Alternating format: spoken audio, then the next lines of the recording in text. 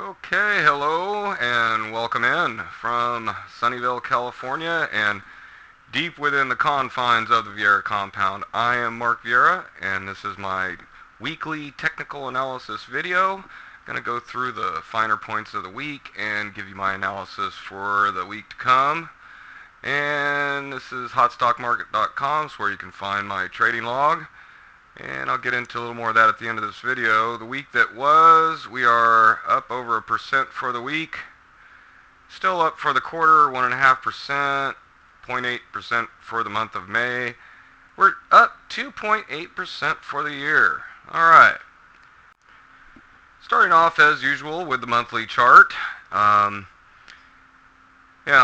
For several weeks now, for 3 weeks actually, I've just been focusing on the candle that's closed.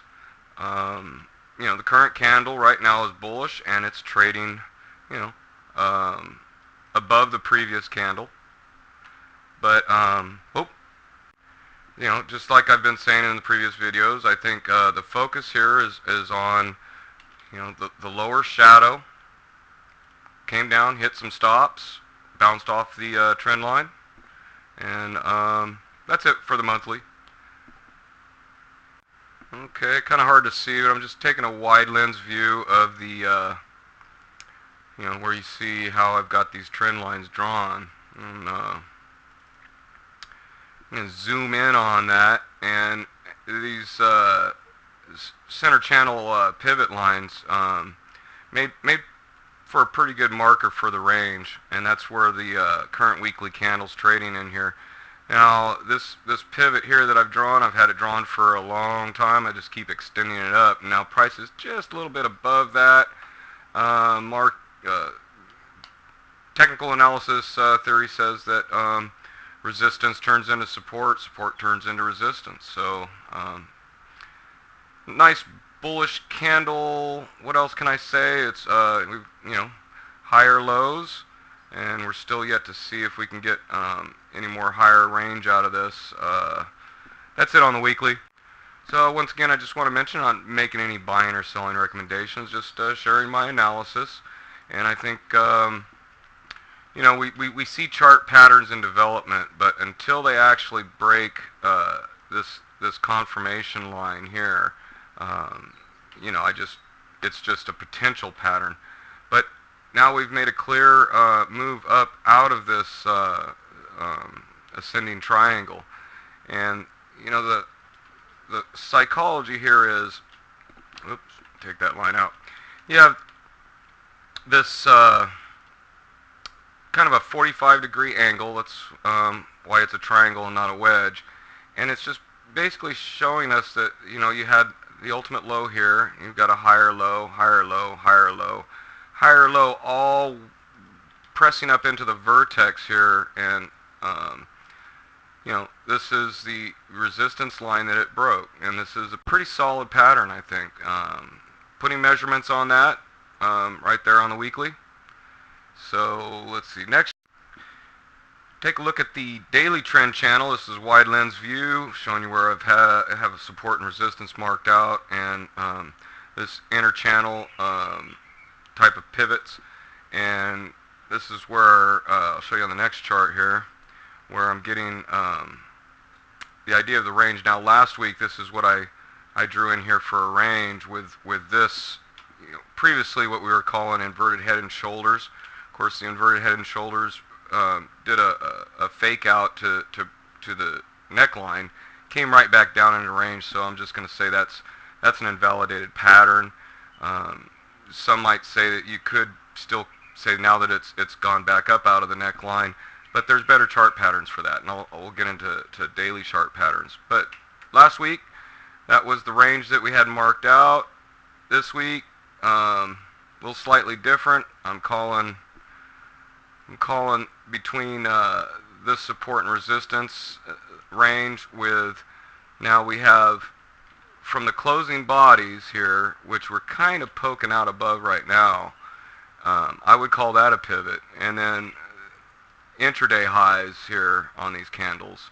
So that a move above that would be a clear pivot, where resistance will become support, that kind of thing. And let's see, are we ready for chart patterns? Bollinger Bands, I've got some moving averages here.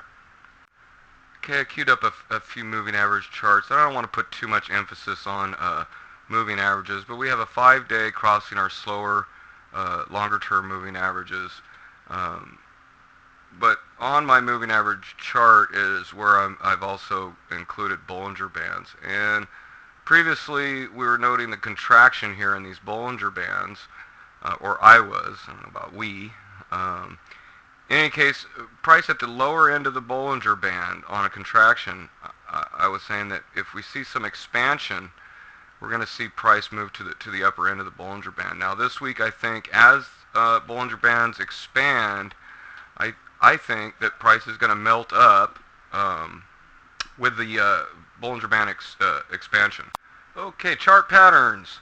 Now we saw the weekly triangle, and let's just go back here, because V bottoms, when you see this kind of V bottom, that stands out. This is also, you could call this a tweezer bottom reversal. In any case, now with a V bottom, there's also this thing called V bottom extension, where this up and down range here is also a bullish pattern. Now, this right here, you've got 1, 2. This is also another type of bullish pattern. It's 3 rising valleys. I think the name of that is pretty self-explanatory, and it is also another series of tweezer bottom reversals. These are all pretty bullish patterns. Now, I'm going to just forget about this inverted head and shoulders, because I think, this is a double bottom in here. Okay, you could almost call it a triple bottom, but I'm just going to keep it simple. You have the highest peak and the lowest valley to give you measurements, and I will go now and take a look at that. Let's open that up. So once again with chart patterns now, we saw this double bottom, but it's not really a confirmed pattern until you've got a break out of that confirmation area. All chart patterns have some type, in some way or form, a confirmation break, and I'm calling that to this body here. You could, a break above this intraday high would even be more of a solid confirmation. So depending on whether you're conservative or aggressive on that. But I've got an equidistant target that pretty much will coincide with a symmetrical triangle, and those are the 2 main patterns that I'm looking at this week. I'm going to queue up some volume charts now. Oh boy, it's warm. I think you can probably hear my fan in the background here. Now, so here's what I'm seeing, and I want to just lower myself out of this here. This candle right here. This was on the 15th. You have a long lower shadow on above average. Look at this volume spike. Came all the way up, and this is buying climax volume. I'm sorry. This is selling climax volume.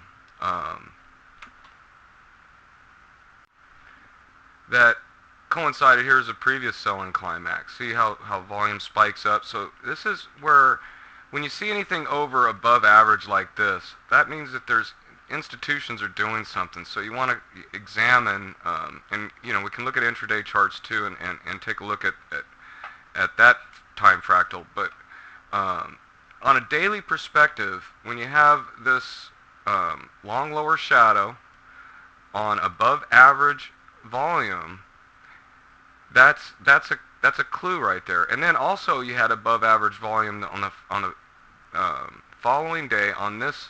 This is an up bar or candle, and that pretty much confirms that this was a successful test of supply, meaning no supply.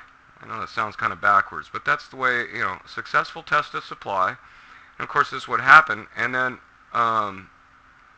you had a secondary test of supply here, on above average volume. Look at that. So that on the 15th pretty much drove it home to me that, many were calling this, this sideways, movement at the top. They're calling it distribution, where I think it's pretty much apparent now that we've broken this, big psychological 190, 1900 on the S&P. I think that's pretty clear that, it wasn't distribution. So, another thing, that I hear too is, okay, you have declining volume on the move upward, which when it's below average like this, it doesn't really stand out to me because it makes sense to me to have less volume at a higher price. You got less shares just changing hand at the same dollar amount. So that just makes sense to me. So what stands out more to me now here, and this is an intraday 10-day hourly chart, okay, and here's the 15th here. Here's where you saw this huge volume being bought up, and we did see increasing volume on the move up. All right, still increasing on the move up here, and now, when volume is decreasing on the move lower, now that stands out to me, and that's definitely bullish volume going on in there. And the biggest thing I want to point out here, on an intraday level, you got, very small, little above average volume spikes, but here's the big thing right here, and that should be the theme of this video, is there's just no climax volume. So I am bullish going into this week. I think that there's obvious buy stops that the market's going to want to seek out above the 1900 range. So I'll take a look at the monthly composite here now. Let's see. You got a nice bell curve forming right here, and that's above price. And I think we're likely going to see this monthly turn into a B-shaped profile. And this will be, we've already got volume nodes growing here, down here to support a volume. So that's what I think is the most likely situation for, how much we got. Not a whole lot left in the month, but I do suspect that we're going to see this bell curve grow right here around price. These volume nodes right here, I think will probably be next month's TPO. Just have to see, but that's what I suspect. That's my guess. Okay, U.S. Treasuries last week. I was looking for some weaker Treasuries. Had this line drawn in here as a support line. Now, Treasuries are looking pretty neutral to me. Not seeing anything standing out volume-wise. It looks like, price came down, sealed up this gap here, and it came up, sealed this gap. I think it's just going to trade sideways. I'm neutral on Treasuries. I think that if we look at the yield, you've got a little bit better of a yield going on here, but that is, big incentive for investors when it comes to buying U.S. Treasuries is what kind of return on investment are they going to get. And now the U.S. dollar, I'm still bullish on the U.S. dollar, and it's pushed up through. Let me get myself down. We had these bull flag. We had some consolidation. Said last week, slight weakness as we consolidated into this bull flag, and then here we just had a whole stop running event right here at the bottom of the flag, or top of the flag, rather, and then just bounced up off of that. And the reason why I am still bullish on the dollar too is look at, you just don't have anything in the way of climax volume. And that's same thing that I'm looking at on the euro, is there's just no sign of any climax. And until I see some kind of huge volume, now almost getting some above average volume here, you had to test a supply. I think supply did well. Of course, price is lower, so there is supply entering, but I see a little bit of the brakes being applied with this volume, but that's just slowing the speed down. I think that the euro is still looking weak.